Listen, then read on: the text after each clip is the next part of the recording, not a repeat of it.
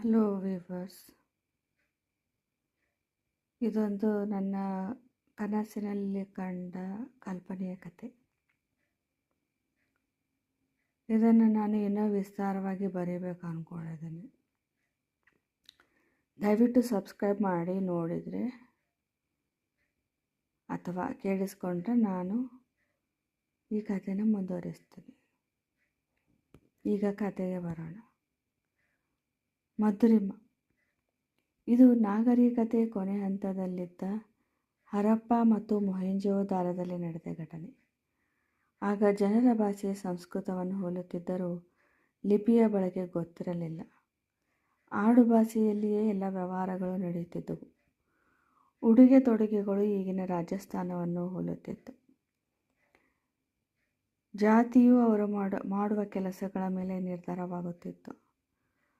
ಮೇಲ್ವರ್ಗ ಕೆಳವರ್ಗ ಎಂಬ ಎರಡು ವರ್ಗಗಳಿದ್ದವು. ಮೇಲ್ವರ್ಗದವರು ತಮ್ಮದೇ ಆದ ಸುಸಜ್ಜಿತ ಮತ್ತು ವಿಸ್ತಾರವಾದ ಪ್ರತ್ಯೇಕ ಪ್ರದೇಶದಲ್ಲಿ ವಾಸಿಸುತ್ತಿದ್ದರು. ಕೆಳವರ್ಗದವರು ಚಿಕ್ಕ ಚಿಕ್ಕ ಪ್ರದೇಶಗಳನ್ನು ತಮಗಾಗಿ ಇರಿಸಿಕೊಂಡಿದ್ದರು. ಅಂತಹ ಒಂದು ಕುಟುಂಬದಲ್ಲಿ ಜನಿಸಿದ ಮಗು ಮಧುರಿಮ.